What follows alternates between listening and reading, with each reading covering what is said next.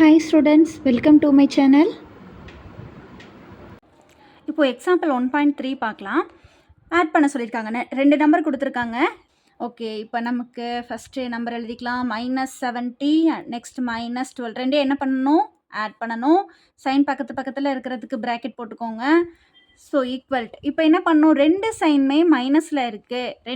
ரெண்டு நம்பருமே minus integers, sorry negative integers. அப்படின்னா ஃபஸ்ட்டு ரெண்டு நம்பருமே ஆட் பண்ணுங்கள்.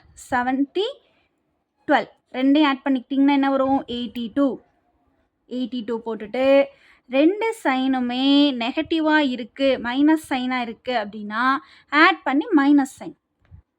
அவ்வளோதான், ரொம்ப ஈஸி. செகண்ட் சப்டிவிஷன் பார்ப்போமா?